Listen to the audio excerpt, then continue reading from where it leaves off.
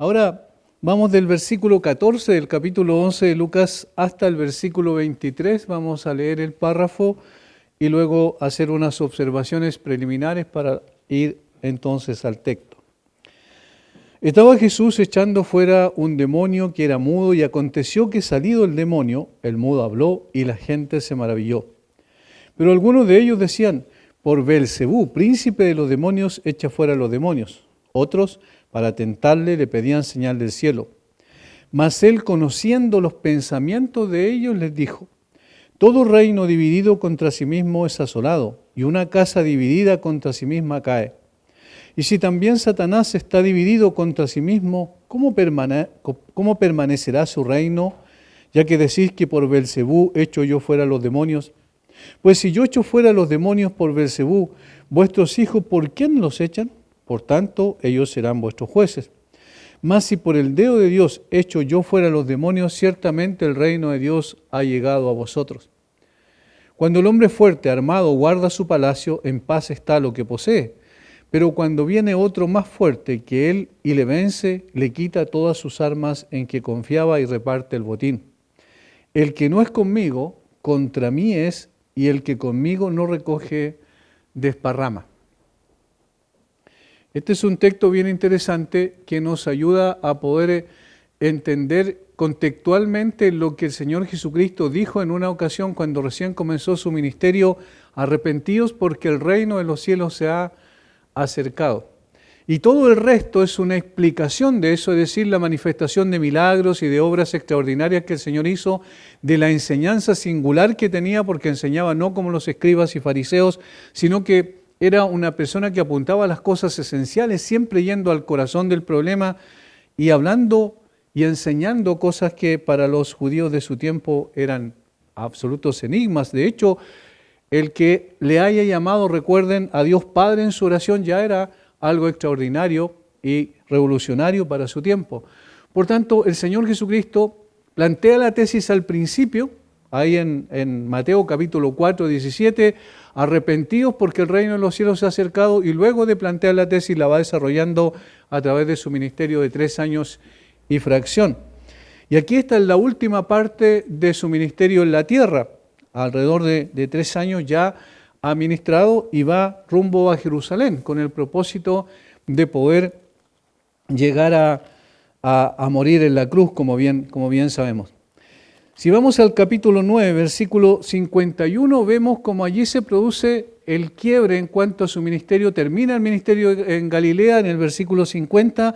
El versículo 51 comienza a hablar de su partida hacia Jerusalén y posteriormente, ¿cierto?, y a Judea, obviamente, que era la provincia, donde va a desarrollar la última parte de su ministerio. Cuando se cumplió el tiempo en que él había de ser recibido arriba, afirmó su rostro para ir a Jerusalén. Y ahí comienza su peregrinaje a Jerusalén, que lo iba a llevar finalmente a la cruz. Esto es lo que tenemos contextualmente en cuanto al ministerio del Señor Jesucristo.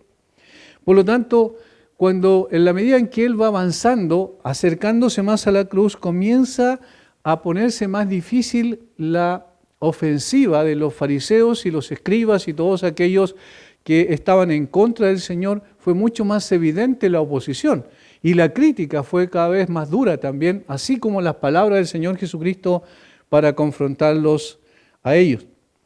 Y este texto, del versículo 14 al 23 del capítulo 11, también muestra uno de los acontecimientos que tuvo lugar cuando el Señor Jesucristo ya estaba en la región de Judea. Si uno ve el texto paralelo, por ejemplo, en Mateo 12, 22 al 30, ese relato que es muy parecido, ese relato respecto a la liberación del endemoniado, ese está alrededor de 1 año antes de este acontecimiento.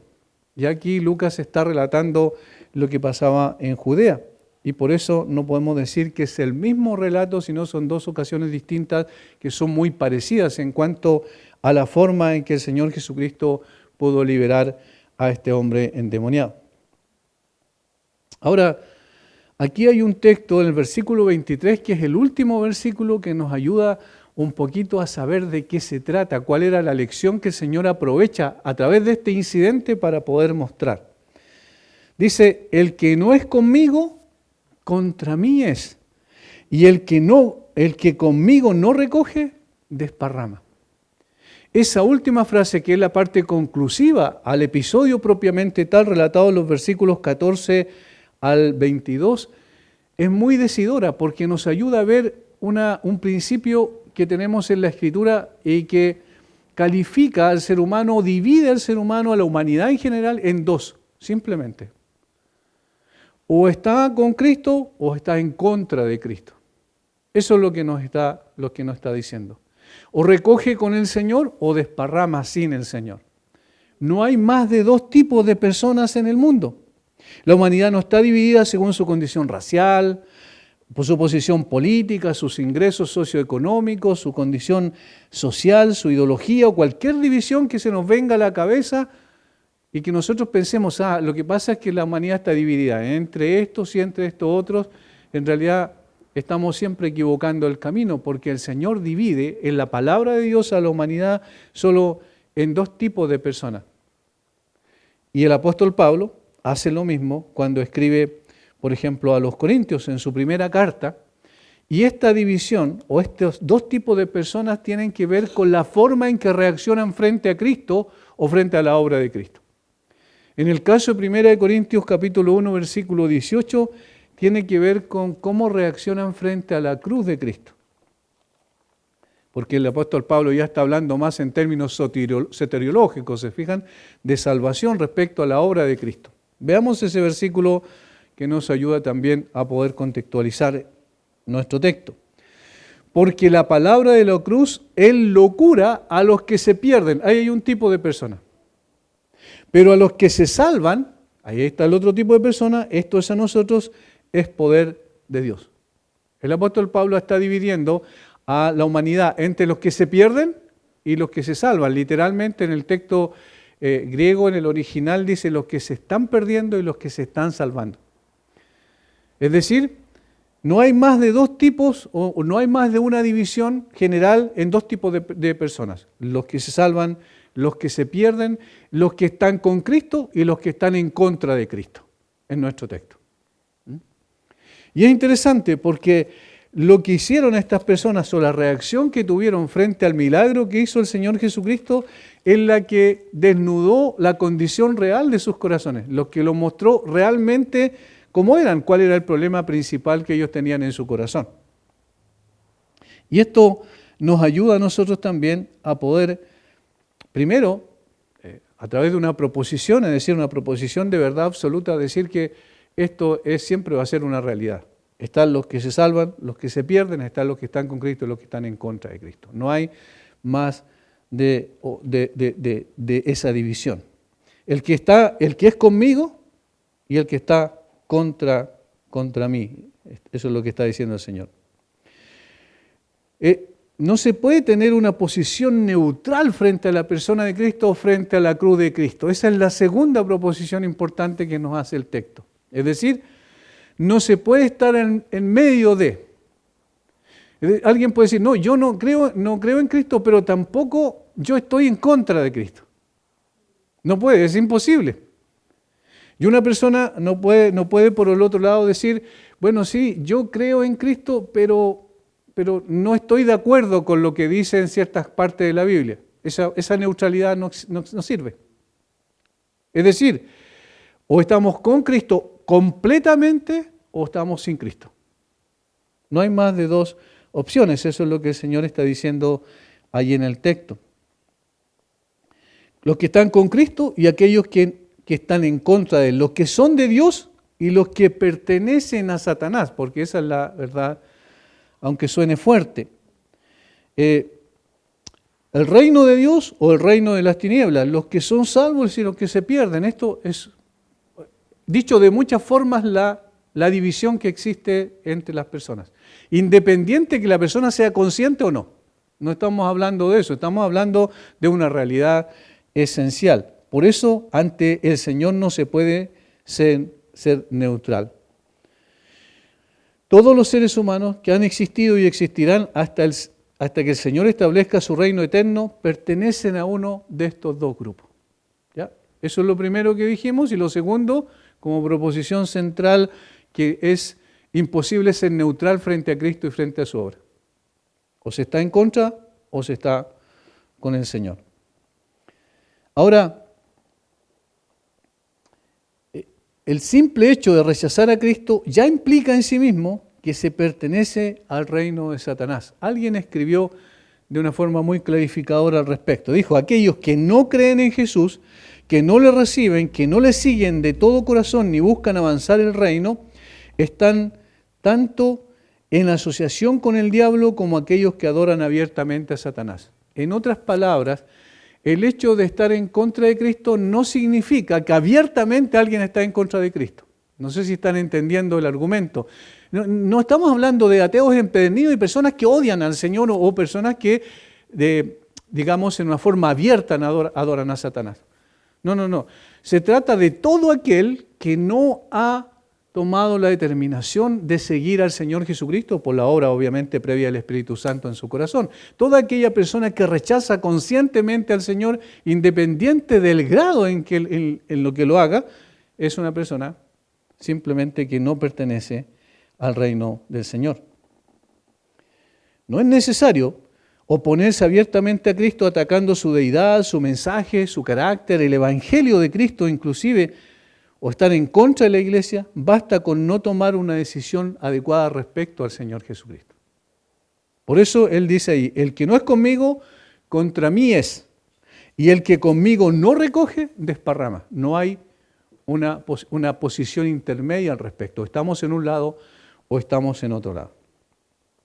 Ahora, cuando Lucas llega a este punto para describir, ¿cierto?, el incidente con el endemoniado mudo, él ha presentado mucha evidencia respecto a quién es el Señor Jesucristo. Es decir, es muy evidente que el Señor Jesucristo es el Mesías por todo lo que ha enseñado y por todo lo que ha dicho anteriormente hasta el capítulo 10 de su Evangelio. Presenta pruebas o evidencias irrefutables de que Jesús efectivamente es el Mesías. Cada milagro es una carta credencial sobre la identidad de Jesús. Lucas ha mostrado que Él tiene, por ejemplo, autoridad y poder sobre y dominio sobre la enfermedad, sobre la naturaleza, sobre la muerte y sobre el mundo espiritual de maldad. Eso lo ha mostrado claramente con los milagros que ha mencionado que el Señor Jesucristo hizo. Resucitó a algunas personas, ¿cierto? Poder sobre la muerte. Expulsó a demonios de personas que lo habían poseído, poder sobre el mundo espiritual. Calmó la tempestad, poder sobre el mundo natural. Y sanó enfermedades físicas, poder sobre el mundo, ¿cierto?, de las enfermedades. De tal manera que estas eran evidencias notables de que Jesús era el Mesías. Eran evidencias irrefutables. De tal forma que los judíos tenían toda la evidencia delante de sus ojos para tomar una decisión informada respecto a quién era el Señor Jesucristo. Sin embargo, a estas alturas de su ministerio, los dirigentes judíos y la mayoría del pueblo ya había tomado una decisión al respecto. Es decir, ellos dijeron, no es el Mesías, es un impostor y nosotros no lo vamos a aceptar. Tanto los líderes del judaísmo como el pueblo ya había decidido rechazar a Jesús y no reconocerlo como el Mesías prometido. Por tanto, obviaron toda la evidencia. No tomaron en cuenta todo lo que era notable en el Señor Jesucristo que procedía de Dios. Y aquí esta es una de los incidentes más fuertes respecto al rechazo que tuvieron con el Señor Jesucristo. Así como dije anteriormente, que en la medida en que se acercaba más a Jerusalén, más crecía también el rechazo, la confrontación de Jesús fue también más directa y desafiante. Yo quiero que veamos algunos versículos para ver aquello. Por ejemplo, versículo 29 del mismo capítulo 11. Y apiñándose las multitudes comenzó a decir, esta generación es mala y demanda señal. Esta generación es mala, ya directamente, ya no a través de enseñanzas o ilustraciones, sino en forma frontal confrontó a estas personas. Sigamos viendo otros versículos. capítulo 11, quiero decir, versículos 42 al 52. Esto es lo que en el texto tiene Mateo en el capítulo 23, en el caso de Mateo. En el versículo 45 dice, respondiendo uno de los intérpretes de la ley, le dijo, Maestro, cuando dices esto, también nos afrentas a nosotros. Y él dijo, ay de vosotros también, intérpretes de la ley, porque cargáis a los hombres con cargas que no pueden llevar, pero vosotros ni aun con un dedo las tocáis. Ay de vosotros que edificáis los sepulcros de los profetas a quienes mataron vuestros padres. Y comienza con estos famosos ayes, donde los confronta en cuanto a su condición real. Desnuda lo que hay en su corazón. Deja en evidencia que estas personas podían tener una apariencia de piedad, pero en su corazón eran absolutamente falsos. De tal forma que el Señor Jesucristo fue mucho más duro con ellos. Capítulo 12, versículo 1. En esto, juntándose por millares la multitud, tanto que unos a otros se atropellaban, comenzó a decir a sus discípulos, primeramente, guardaos de la levadura de los fariseos, que es la hipocresía. Ya está hablando más directamente, ¿se fijan? En la medida que va creciendo la oposición a Jesús, el Señor va confrontando mucho más directa y fuertemente también a estas personas. Y así podemos seguir, hay muchos textos más, pero no podemos seguir citándolos por el tiempo. Muchos habían dado por sentado que las obras que vieron hacer a Jesús procedían del infierno y no del cielo, de Satanás y no de Dios. Ya habían tomado esa determinación. Hicieron un juicio apresurado, como dije, obviando la evidencia de que era todo lo contrario. El incidente que hoy será objeto de nuestro estudio da cuenta de esta triste realidad. El pueblo judío había determinado juzgar al Señor erróneamente contra toda la evidencia que tenía frente a sus ojos. Ellos emitieron un juicio contrario a la evidencia. Veremos en este estudio, por medio de 3 divisiones principales, cómo esto lo vamos apreciando y cómo también otra vez aprendemos mucho más sobre el carácter pedagógico con el que el Señor Jesucristo enfrentaba las situaciones y de las complejidades como esta, donde fue tratado con blasfemias, Él saca enseñanzas extraordinarias no solo para los discípulos de su tiempo, sino para nosotros también en el día de hoy. Vamos a ver entonces en 3 partes. Primero, vamos a ver la evidencia. Vamos a sentarnos en un tribunal, ¿cierto? Vamos primeramente a ver la evidencia. Luego vamos a ver en segundo lugar, vamos a ver el juicio, es decir, la determinación que tomaron en función de la evidencia. Y en tercer lugar vamos a ver el argumento, que tiene que ver esto con la respuesta de Jesús frente a la reacción que tuvo la gente ante el milagro propiamente tal. Empezamos entonces con la evidencia, versículo 14. Aquí está el relato del milagro. Dice, estaba Jesús echando fuera un demonio que era mudo, y aconteció que salido el demonio, el mudo habló y la gente se maravilló. Hasta la parte donde dice el mudo habló, hasta ahí vamos a tomar. Aquí vemos el milagro propiamente tal que dio lugar al resto del párrafo, ¿cierto? El verso 14 relata el incidente en sí y los demás la reacción frente al milagro realizado por Jesús y el argumento que coloca Jesús en contra del juicio severo que tuvieron contra él. Para el caso se trataba de un demonio que atormentaba a un hombre dejándolo mudo. Esta confrontación era frecuente durante el ministerio de Jesús y de los apóstoles. Nosotros revisamos los evangelios y vemos que en muchas ocasiones se dio una situación de esta naturaleza. Pero la singularidad tiene que ver con la argumentación que Jesús posteriormente da respecto al juicio sobre él. El demonio se había apoderado de las funciones motoras del aparato del habla de esta persona en particular y había hecho que la persona se quedara muda. Jesús intervino y de inmediato el demonio salió de este hombre y quedó libre de la atadura de la que había sido objeto. El mudo habló, dice sucintamente Lucas. No habló o no desarrolló un gran párrafo explicando, ¿cierto? Simplemente dijo, el mudo habló. El demonio salió, el mudo habló. De una forma muy sucinta, sin parafernalia, sin nada, Lucas relata el hecho, el incidente como tal, mostrando que era bajo obviamente el poder del Señor Jesucristo que se produjo eso. Los milagros que Jesús realizaba, y aquí es donde necesitamos tratar de entender la razón que hay detrás de los milagros, eran expresión de misericordia y amor hacia aquellos que padecían por causa de una enfermedad, o aquellos que padecían porque estaban en peligro inminente, como el caso de los discípulos cuando estaban en la barca, ¿se acuerdan? O bajo el control de espíritus malignos, como en este caso, o tenían una necesidad puntual que era imposible satisfacer en ese momento, como la alimentación de los 4.000 o de los 5.000, por ejemplo.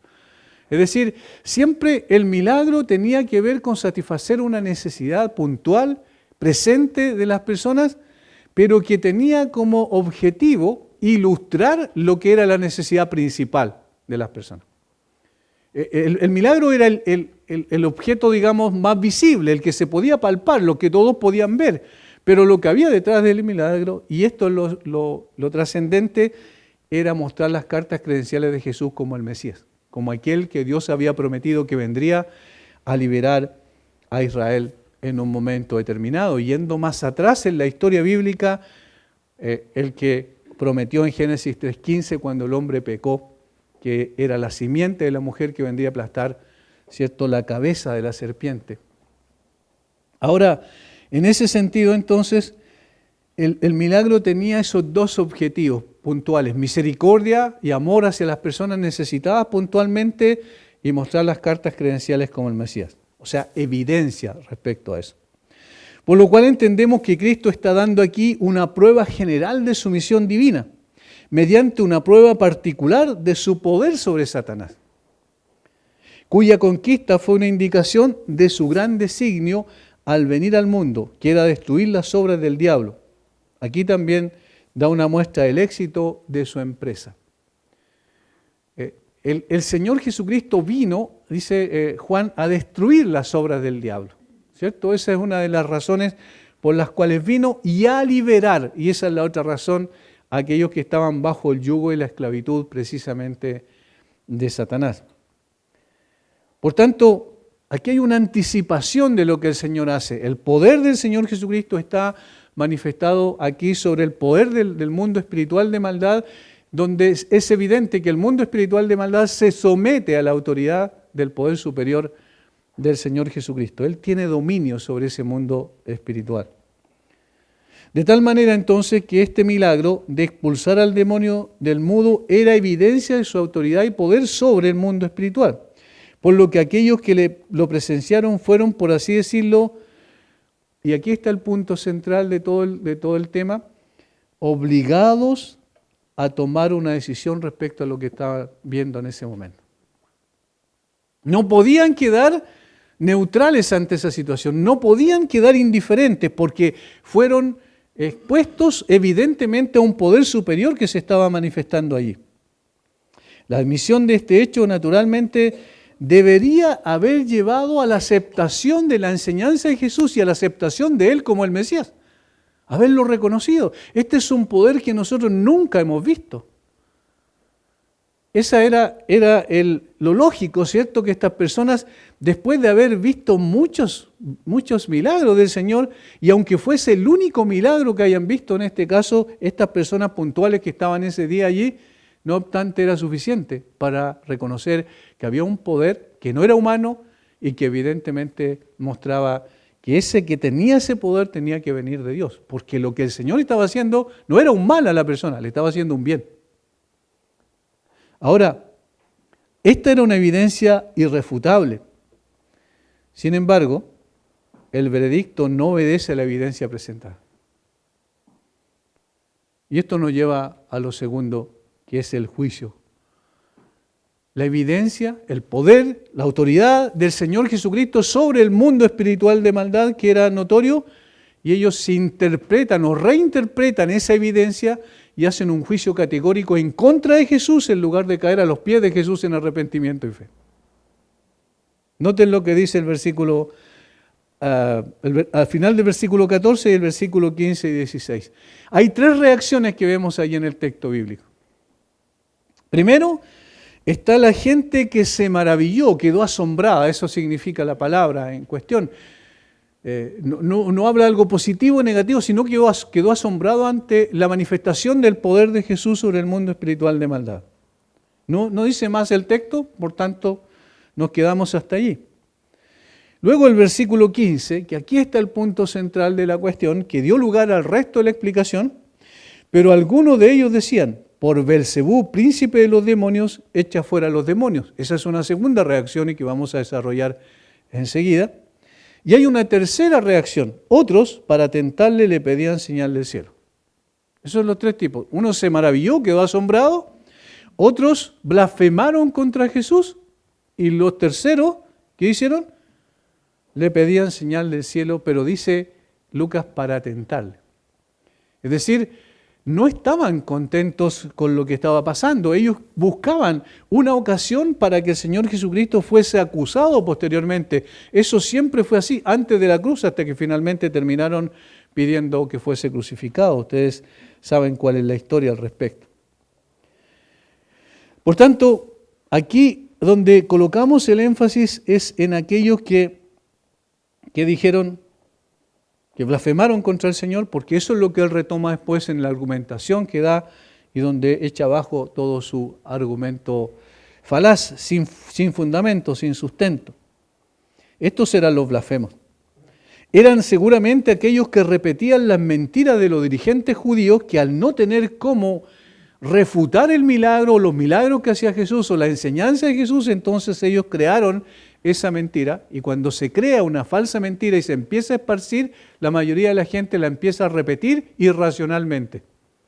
Entonces estas personas, la multitud, en lugar de poder decir, capaz que no sea tan así, ellos dicen y repiten lo mismo que ya las autoridades judías habían propagado en ese tiempo. ¿Cuál era esta supuesta verdad, que era una mentira absoluta? Que el Señor Jesucristo hacía eso por el poder de Satanás. Este es el grupo que, por su blasfemia, dio origen a lo que sigue en el párrafo. No pudiendo negar el milagro, buscaron desacreditar la fuente de su poder. Y eso es interesante, porque nos recuerda otra situación que ocurrió en el libro Los Hechos, y que tiene las mismas características en términos generales, no de la forma, sino en el fondo. Cuando Pedro y Juan encontraron a ese hombre paralítico en la puerta de la Hermosa, una de las puertas del templo, y ellos le dijeron que pusiera sus ojos en el Señor Jesucristo. Pedro le dijo, no tengo plata ni oro, pero lo que tengo te doy. En el nombre de Jesús, levántate y anda. ¿Recuerdan? Después de eso, estas personas lo llevaron al concilio, a Pedro y Juan, para interrogarlo. Y en el capítulo 4 del libro de los Hechos, versículo 13 en adelante, está lo que yo acabo de decir. ¿Cuál es la reacción de estas personas que ya habían determinado no creer, ya Jesús no estaba en la tierra, pero no creer al mensaje de los apóstoles estaban transmitiendo, que hablaban en nombre de Jesús? Dice, entonces, viendo el denuedo de Pedro y de Juan, y sabiendo que eran hombres sin letras y del vulgo, se maravillaban y les reconocían que habían estado con Jesús. Y viendo al hombre que había sido sanado, que estaba en pie con ellos, no podían decir nada en contra, no podían refutar el milagro. Había una evidencia palpable, notoria, no podían cerrar los ojos frente a esa evidencia. Entonces les ordenaron que saliesen del concilio y conferenciaban entre sí, diciendo, ¿qué haremos con estos hombres? Porque de cierto señal manifiesta ha sido hecha por ellos, notoria a todos los que moran en Jerusalén, y no lo podemos negar. Sin embargo, para que no se divulgue más entre el pueblo, amenacémosle para que no hablen de aquí en adelante a hombre alguno en este nombre. ¿Se dan cuenta? Los enemigos de Cristo, los enemigos del Evangelio, no pueden negar la realidad. Que el Señor Jesucristo es poderoso y su obra de poder también es una obra de misericordia y de gracia para con los hombres, en el caso, cierto, de la salvación, mucho más grande todavía. Y entonces, ¿qué hacen? Intentan desacreditar a los mensajeros que traían el mensaje de Jesús, en el caso de los apóstoles, y aquí intentan desacreditar a Jesús, que era el que había hecho el milagro de la sanidad, de la liberación demoníaca de este hombre, ¿cierto? Ahora, ¿a dónde van? No pudiendo negar el milagro, buscaron desacreditar la fuente de su poder. Noten lo que dice. Pero algunos de ellos decían, por Belcebú, príncipe de los demonios, echa fuera a los demonios. Este poder es el poder satánico, decían ellos. La fuente es el mismo infierno. No solo dijeron que Jesús obraba así por el poder de un demonio común y corriente, sino que atribuyeron la fuente de su poder a Satanás mismo. Lo acusaron de estar fortalecido por Belcebú, un nombre judío para el príncipe de los demonios, Satanás. Ese nombre, que significa literalmente Señor de las moscas, es una alteración desdeñosa del nombre Baal-Zebub, que aparece en el Antiguo Testamento en 2 de Reyes, capítulo 1, versículo 2 al 3, y versículo 16 y 6 y 16, quiero decir. Que también puede ser traducido del caso del Antiguo Testamento como príncipe Baal o señor exaltado, porque Baal también se podía traducir señor. El dios principal de los filisteos de la ciudad de Crón en Filistea. Este fue el peor nombre que se le ocurrió con quien asociar a Jesús. Era una blasfemia abierta y descarada. Desacreditar a Jesús implicaba para ellos destruir la doctrina que el Señor Jesucristo enseñaba. ¿Qué es lo que ocurrió con ellos? Estos hombres cerraron la vista ante la evidencia. No quisieron bajo ninguna circunstancia reconocer este hecho. Estaba viendo algo que encontraron, una especie de molusco que encontraron, petrificado por supuesto, en el monte Everest. Ustedes saben seguramente que el monte Everest es el monte más alto del mundo. Bueno, encontraron en uno de los puntos más altos del Everest, encontraron un molusco petrificado en la roca. Pero eso es marino. ¿Por qué está ahí? Y las personas que estaban en la investigación siempre evitan el hecho de reconocer que la evidencia apunta hacia el diluvio universal. Pero tienen la evidencia ahí, son técnicos desde el punto de vista científico, saben que está allí, lo han visto y no pueden explicarlo de ninguna otra manera. ¿Pero qué hacen? Dejan de lado la evidencia y dan otra explicación para dejar conforme a la gente y para estar conforme con la evolución. En otras palabras, es lo que está pasando aquí con Jesús. Jesús está demostrando ser el Mesías. Todas las evidencias apuntaban a Él. Todo lo que decía el Antiguo Testamento que iba a hacer cuando viniera el Mesías, Jesús lo hizo. Estaba mostrando que Él era el Dios Todopoderoso hecho hombre, que el poder procedía de Dios y no de los demonios. Sin embargo, estas personas cerraron sus ojos ante la evidencia. Esta era una terrible descripción de aquel que mientras caminó en esta tierra solo anduvo haciendo bienes. Sin embargo, le estaban inculcando que su fuente era el mismo infierno, era la maldad misma. Trataron de perverso al único hombre santo que ha pisado esta tierra. Asociaron con la maldad a quien era la encarnación de la bondad. Es un absurdo total, no tiene sentido. Es una irracionalidad absoluta. Y uno piensa, bueno, pero así fueron estas personas en su tiempo. Hoy día estamos en un tiempo donde ha avanzado la tecnología, la gente es más inteligente, ha desarrollado más su capacidad de conocimiento, qué sé yo, y encontramos con exactamente lo mismo. La ceguera espiritual de estas personas era abismante y por eso rechazaron descarada y vilmente al Señor Jesucristo. Ellos demostraron así su incredulidad absoluta. Y por lo tanto se pusieron a sí mismos bajo la justa ira de Dios, sin posibilidad de ser redimidos. Porque esto es interesante. El texto que relata otro evento similar, como dije, alrededor de un año antes ocurrió, y que está ahí en Mateo, capítulo 12, versículo 22 al 30, dice que esta incredulidad, así de esa ceguera tan absoluta, es el pecado imperdonable. ¿Por qué? Porque están atribuyendo a Satanás la obra de Dios. Y están diciendo que es el poder de Satanás en lugar de reconocer que es el poder de Dios. Y hay una cosa interesante. Lucas había dicho en el capítulo 11, versículo 13, que si le pedíamos a Dios, Él dará buenas dádivas mucho más grandes que las que puede dar materialmente, ¿cierto?, el hombre. Esa es la comparación que está haciendo. ¿Cuánto más vuestro Padre Celestial dará? Y aquí hay una cosa interesante, el Espíritu Santo, a los que se lo pidan. ¿Por quién estaba conducido Jesús mientras estuvo en esta tierra? Fue concebido por el Espíritu Santo, fue lleno del Espíritu Santo y fue guiado siempre por el Espíritu Santo.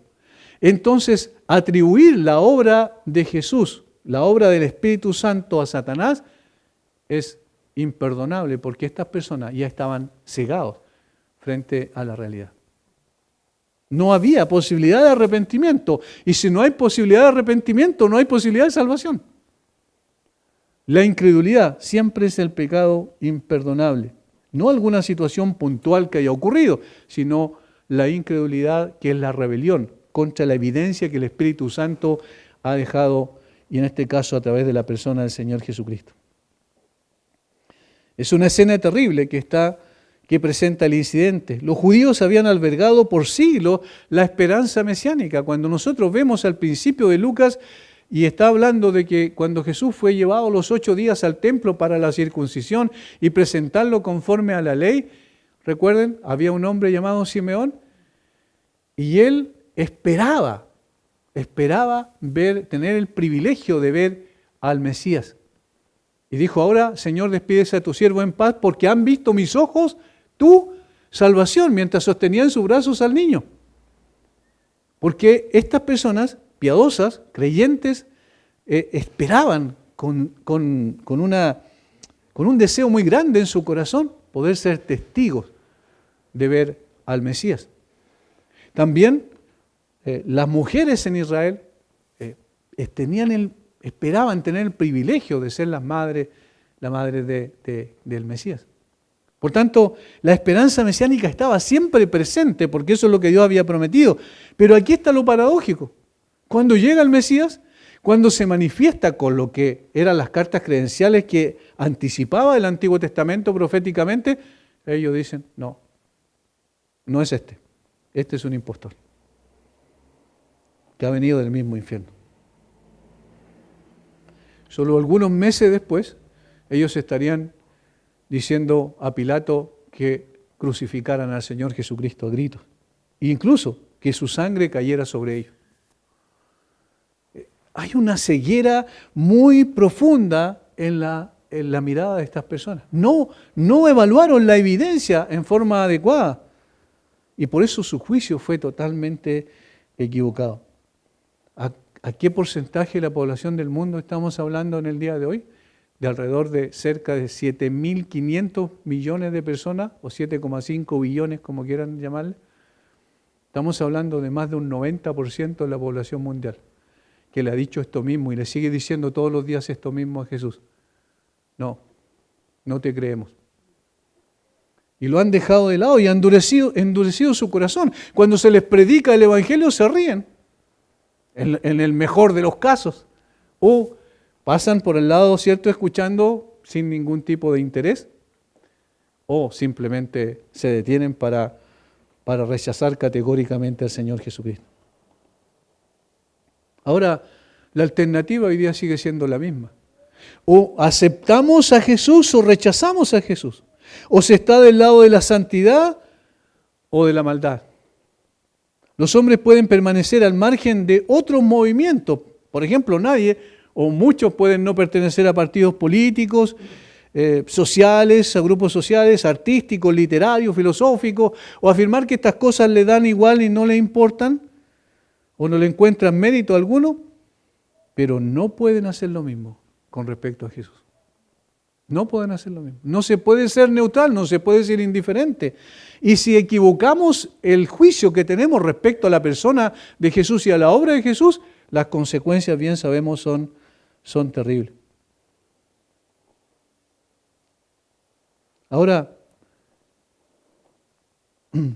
el amor a Dios verdadero está inextricablemente unido o relacionado con la lealtad al Hijo de Dios, manifestado en carne, Y aquellos que rechazan al que fue enviado, rechazan al que lo envió. ¿Recuerdan? Eso dijo el mismo Señor Jesucristo. El rechazo puede ir acompañado de sentimientos maliciosos, de abierta indignación en contra de Él, pero no deja de ser rechazo si se declina el llamado a seguirlo en los términos que el Señor Jesucristo ha planteado. Como diría el apóstol Juan, vamos a 1 Juan capítulo 5. Es sumamente categórico Juan. ¿De quién aprendió? De su maestro, el Señor Jesucristo. 1 Juan capítulo 5, versículo 10. 1 Juan capítulo 5, versículo 10 al 12. Dice, el que cree en el Hijo de Dios tiene el testimonio en sí mismo. El que no cree a Dios le ha hecho mentiroso, porque no ha creído en el testimonio que Dios ha dado acerca de su Hijo. Ahora, y este es el testimonio, que Dios nos ha dado vida eterna y esta vida está en su Hijo. Fíjense a quién resalta todo el tiempo Juan. Y esto ya es muy directo. El que tiene al Hijo tiene la vida. El que no tiene al Hijo de Dios no tiene la vida. ¿Qué significa? Eso significa. ¿Es necesaria una explicación a este último versículo? No. El que tiene a Cristo tiene la vida. El que no tiene a Cristo está muerto irremisiblemente. Eso es lo que está diciendo el texto. Entonces, el que rechaza al Señor Jesucristo se está condenando a sí mismo en un sentido. Está poniéndose bajo la justa ira de Dios, digamos, con conocimiento de causa. Porque cuando se rechaza el Evangelio, cuando se ve la evidencia de que el Señor no solo es el Creador, sino el Redentor, y el que ha ofrecido su vida en la cruz para salvar al hombre, y el hombre lo rechaza, el hombre mismo se está poniendo bajo la condenación de Dios. No hay ninguna excusa al respecto. Y estos hombres hicieron un juicio categórico en contra de Jesús y dijeron, este hombre actúa por el poder de Satanás. Su poder viene del infierno cuando en realidad viene del cielo. Su poder es el poder de Satanás cuando era el poder de Dios. De tal manera que es imposible ser neutral ante esto. La decisión que tome la persona es fundamental, o para salvación o para condenación. Aquí está entonces lo primero que hemos visto hasta aquí es la evidencia, el milagro. Lo segundo que hemos visto es el juicio, el rechazo, ¿cierto? Y la blasfemia, en este caso, versículos 15 al 16. Y ahora viene lo tercero, que es el argumento. Y esto es precioso. Yo diría, es como un abogado exponiendo y destruyendo toda la falacia que se había presentado anteriormente para juzgar y condenar al Señor Jesucristo, blasfemar como lo hicieron estas personas. La respuesta de Jesús maravilla por su lógica, con lo cual demuestra, en primer lugar, aquí hay tres cosas. En primer lugar, lo irracional de la acusación contra él. Esta acusación carece de todo argumento racional. Es absurdo lo que ellos están haciendo con el Señor Jesucristo. Más, versículo 17, él conociendo los pensamientos de ellos les dijo, todo reino dividido contra sí mismo es asolado y una casa dividida contra sí misma cae. Y si también Satanás está dividido contra sí mismo, ¿cómo permanecerá su reino, ya que decís que por Beelzebú echo yo fuera a los demonios? Ahí está el argumento que presenta el Señor Jesucristo. Como dije, el primer argumento tiene que ver con lo irracional de la acusación. Jesús conocía perfectamente las intenciones que habían detrás de las palabras de estos hombres, conociendo los pensamientos de ellos. No dice escuchando las palabras, sino que dice conociendo los pensamientos de ellos. Es decir, hay una mirada profunda al corazón de las personas de tal modo que el Señor Jesucristo no solo sabía lo que ellos dijeron, sino que conocía las intenciones de su corazón y los sentimientos que albergaban en su alma en contra de él. El Señor sabía qué impulsaba a estos hombres a realizar tamaña acusación. ¿Qué es lo que uno podría esperar? que el Señor los pasara por alto y los dejara afuera y no les diera ninguna explicación. Pero al contrario, lo que Él hace al plantear el argumento es una evidencia de su misericordia y compasión para con estas personas. El argumento de Jesús era muy lógico y fácil de entender. Usó dos ilustraciones. Miren, una relacionada con un reino, otra relacionada con una casa. Y las dos tienen una sola respuesta, es decir, tienen el propósito de ilustrar una sola respuesta. Dice, todo reino dividido contra sí mismo es asolado. Esa es la primera ilustración. Y la segunda, y una casa dividida contra sí misma cae. ¿Qué es lo que está diciendo el Señor? Ustedes me acusan de que yo en realidad echo fuera a los demonios por el poder del demonio. Entonces Jesús le está diciendo, ustedes saben, y esto es lógico, que todo reino dividido contra sí mismo en una especie de guerra civil no permanece. Eso es lógico, porque se destruye a sí mismo. Precisamente la fortaleza de un reino cuando es atacado por agentes externos es permanecer unido. Pero si está dividido el reino, se destruye a sí mismo. Eso es lo primero que le dice. Lo segundo, la segunda ilustración, y una casa dividida contra sí misma cae también. Eso también es muy lógico. No puede permanecer, no puede perdurar en el tiempo. Es obvio también entonces que no permanecerá. Ahora viene la aplicación que apunta al principio argumentativo. Si Satanás está dividido contra sí mismo, ¿cómo permanecerá su reino? Es decir, si Satanás se ataca a sí mismo, no va a permanecer su reino. Y obviamente no es tan ignorante, ¿cierto? Y tonto para atacarse a sí mismo. ¿Por qué? ¿Cuál era la acusación?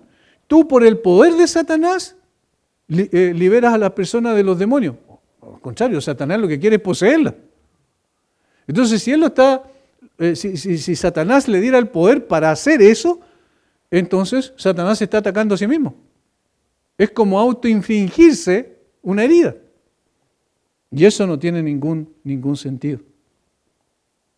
La respuesta entonces es la misma de las ilustraciones. Es imposible que los demonios se levanten contra su propio reino. El objetivo de Satanás, de hecho, es buscar la destrucción del reino de Dios y no el suyo propio. De tal manera que si Jesús actuaba en el nombre y en el poder de Satanás, como lo habían acusado, nunca se levantaría en contra de los demonios. Y si lo había hecho, como demostró en esta y otras muchas ocasiones, entonces la acusación era irracional, absurda, era ilógica, carecía de todo sentido. La única posibilidad entonces que cabía, ¿cuál era? Que era reconocer que la fuente del poder de Jesús era Dios mismo. Pero si reconocían eso, tenían que reconocer que era el Mesías. Y ellos ya habían determinado no reconocer que Jesús era el Mesías. ¿Se dan cuenta? Entonces, aquí está el primer argumento poderosísimo de Jesús, usando solamente la razón para decir es imposible lo que ustedes están diciendo en cuanto a su acusación. En segundo lugar, la segunda parte del argumento, Jesús demuestra mediante este argumento que la acusación que le hacían carecía de integridad. Es decir, ellos, como decimos normalmente en nuestra jerga, se pisaban la cola ellos mismos. Fíjense, aquí está en el versículo 19. Pues si yo echo fuera los demonios por Belcebú, ¿vuestros hijos por quiénes los echan? ¿Qué es lo que está diciendo Jesús aquí? Está acusándolo de lo que ellos mismos practicaban. Ellos, entre ellos mismos, tenían exorcistas. Entonces el punto era, esos exorcistas que siempre fracasaban, porque no contaban con el poder de Dios, que ustedes apoyan, ¿por quiénes echan fuera los demonios según ustedes? ¿Por el poder de Satanás? No podían reconocer eso. Por el poder de Dios tampoco podían llegar a esa conclusión porque no eran exitosos. Entonces acá ahora, Jesús, ¿por qué poder está liberando a las personas de los demonios. No por el poder de Satanás, porque la obra exorcista de Jesús fue una obra exitosa. Y eso estaba frente a sus ojos. Entonces aquí está el punto. Ellos obviamente carecían de integridad, mentían, se mentían a sí mismos, y cuando fueron encontrados en esa mentira por Jesús tuvieron que guardar silencio porque no tenían argumento para refutar. Porque ellos y los suyos también, como dije, pretendían realizar exorcismos, así como, no sé si se recuerdan, Hechos capítulo 19, creo que en Éfeso, cuando unas personas que eran exorcistas ambulantes vieron que el apóstol Pablo hacía milagros y quisieron imitarlo, ¿recuerdan? Y que finalmente fueron los mismos demonios que poseían a una persona, le dieron una paliza bastante grande. Así también estos hombres, estos fariseos y aquellos que contaban con la ayuda de estas personas del judaísmo tradicional, intentaban hacer exorcismos y no lo podían realizar. Ahora entonces el Señor Jesucristo está diciendo, bueno, hay una inconsistencia en ustedes, porque ustedes apoyan este tipo de cosas, pero ustedes rechazan lo que yo he hecho. Lo que yo he hecho que es exitoso y ustedes apoyan lo que es un fracaso. ¿Cómo entonces no pueden aplicar las mismas normas a los fracasos de los exorcistas como lo hicieron a los éxitos de Jesús? Alguien escribió, al insistir en que los ineficaces intentos de sus propios exorcistas por expulsar demonios eran de Dios, mientras rechazaban los eficaces exorcismos de Jesús como que eran de Satanás, en realidad estaban haciendo a Satanás más poderoso que Dios. ¿Ven cómo el argumento con el cual respaldaron la acusación y el juicio contra el Señor Jesucristo quedó desacreditado? No había ninguna posibilidad de que fuera así. Ahora, finalmente hay una tercera. Primero es la lógica que usó el Señor Jesucristo. Segundo es la integridad que estaba en cuestionamiento de sus acusadores. Y en tercer lugar está el problema espiritual, el de fondo. Y ahí apunta el Señor Jesucristo aquí en el versículo 19. Mas si por el dedo de Dios hecho yo fuera los demonios, ciertamente el reino de Dios ha llegado a vosotros. Si yo por el dedo de Dios, y miren cómo apunta al dedo de Dios, como una forma de decir, solo con un movimiento tan simple, yo echo fuera los demonios. El poder de Dios es tan extraordinario que solo es suficiente con, por decirlo así, chasquear los dedos y entonces se acabó todo el poder del mundo de maldad. Entonces, su acusación no solo está errada racionalmente, en forma lógica, está errada por su falta de integridad, sino que es errada por su problema espiritual. De aquí va al fondo. Carecía de lógica, carecía de integridad y desnudaba la ceguera espiritual de estos hombres. Este era el corazón del problema por el cual rechazaron a Jesús con blasfemia incluida. El argumento es maravilloso porque había derribado Jesús la feble acusación que hicieron contra él. La única posible respuesta sobre cuál era la fuente del poder de Jesús al echar fuera a los demonios era que lo hacía bajo el poder y la autoridad de Dios. No había otra respuesta. No sé, pero a mí me fascina esto, no sé si a ustedes igual, como va derribando los argumentos, pero va yendo al punto. Esta es apologética, esta es defensa de la fe.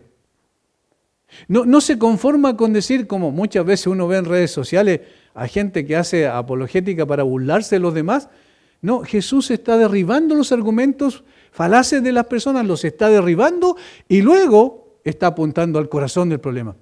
El problema de ustedes es la ceguera espiritual. El problema de ustedes no es intelectual. El problema de ustedes ni siquiera también es en esencia moral, que obviamente lo es, pero el problema principal es espiritual. Y entonces apunta al corazón de él. Mas si por el dedo de Dios hecho yo fuera los demonios, ciertamente el reino de Dios ha llegado a vosotros. ¿Qué es lo que dijo en la tesis cuando comenzó su ministerio terrenal? Arrepentidos porque el reino de Dios se ha acercado. ¿Qué es lo que le dice aquí? El reino de Dios está entre ustedes. Reconozcan eso. La evidencia los lleva a reconocer ese hecho. ¿Por qué no lo reconocen? Es porque son ciegos, espiritualmente hablando.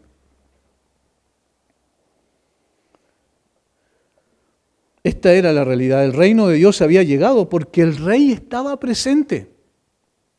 El reino de Dios estaba allí en la persona del rey. Una vez más Jesús los está confrontando con la verdad. El rey había venido, el reino de Dios se había inaugurado entonces. Y el reino de Dios entonces, ¿qué viene a hacer? A deshacer las obras del reino de las tinieblas, ¿se fijan? Y aquí estaba la evidencia. Jesús tenía poder para expulsar a los demonios. Esto es muy, muy interesante. Debían tomar ellos entonces la decisión, que era lógica, de caer a los pies y reconocerlo como tal, igual como lo hizo Tomás, ¿recuerdan? Señor mío y Dios mío, y cayó a sus pies. Como lo hizo el ciego de nacimiento que sanó en Juan capítulo 9, cuando después lo encontró en el templo, y el Señor Jesucristo le dijo que creyera en el Hijo de Dios, y él dice, ¿quién es Señor para que yo crea? Y él le dice, el que está frente a ti, Él es. Y entonces el hombre cree. Y aquí está la evidencia también presente delante de ellos. Sin embargo, lo rechazaron con blasfemia. Esto era evidencia de que estaban muertos espiritualmente. Eran ciegos y estaban bajo la autoridad y el poder de Satanás. No importa la religión que tuvieran. Esta es la evidencia de lo que Pablo va a explicar después, que el hombre natural no percibe las cosas que son del Espíritu de Dios porque para él son locura y no las puede entender porque se han de discernir espiritualmente. Y más adelante dice en el capítulo 4 de 2 de Corintios, versículos 3 y 4, dice que el Dios de este siglo cegó el entendimiento de los incrédulos para que no le resplandezca la luz del Evangelio de Jesucristo. Y eso es lo que está pasando con estos hombres. Eran religiosos, y alguien puede decir, tenían una religión milenaria, podríamos llamar. ¿Y de qué sirve eso? Si rechazaron a aquel en el cual la gracia y la misericordia de Dios había venido a esta tierra para darle salvación. El problema real era la dureza de sus corazones. De esta manera, entonces Jesús está diciendo, ustedes tienen un problema mayor, más grande, más grave.